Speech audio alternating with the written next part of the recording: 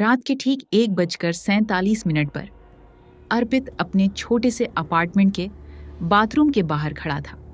अंदर सिर्फ उसकी पत्नी माया थी, लेकिन आईने में दिखाई देने वाली आकृति माया जैसी बिल्कुल नहीं थी। बाथरूम का दरवाजा हल्का खुला था और भीतर की धुंधली रोशनी में अर्पित को सिर्फ इतना दिख रहा था कि आईने के अंदर मौजूद चेहरा किसी अनजान औरत का लग रहा था।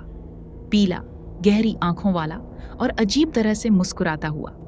असली माया उसी समय बाथरूम में खड़ी थी, सिर नीचे किए हुए, बाल अभी भीगे हुए, पर आईने में उसका चेहरा किसी और का था।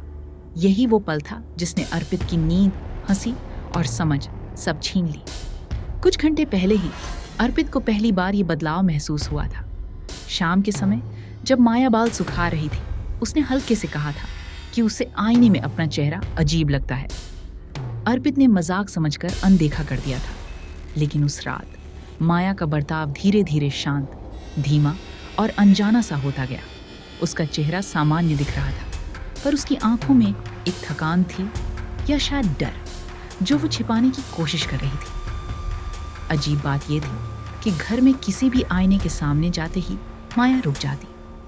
ऐसा लगता था मानो वो अपने प्रतिबिंब से डरती हो या शायद कोई बात छुपा रही हो।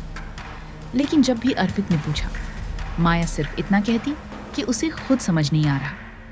उस रात जब अर्पित ने बाथरूम की ओर देखा, तभी उसने गौर किया कि आईने में मौजूद वो चेहरा माया से थोड़ा पीछे खड़ा हुआ दिखाई दे रहा था, जबकि असली माया ठीक आईने के सामने थी।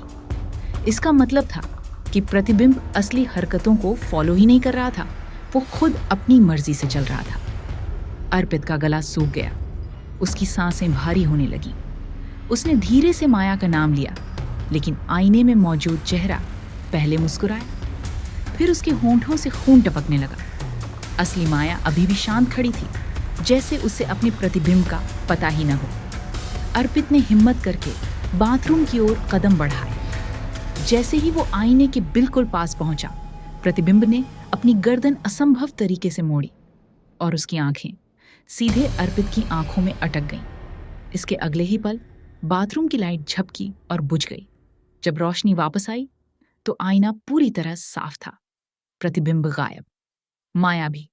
बाथरूम बिल्कुल खाली था, जैसे वहां कभी कोई था ही नहीं। सिर्फ एक चीज बची थी, आईने पर उंगलियों से बना एक धुंधला सा निशान, जिस पर एक लाइन लिखी थी, वो तुम्हारी पत्नी नहीं थी। आज तक माया नहीं मिली, लेकिन अर्पित के अपार्टमेंट में मौजूद हर आईना रात 1:47 पर अपने आप धुंधला पड़ जाता है और कुछ सेकंड के लिए उसमें वही चेहरा दोबारा मुस्कुराते हुए दिखता है।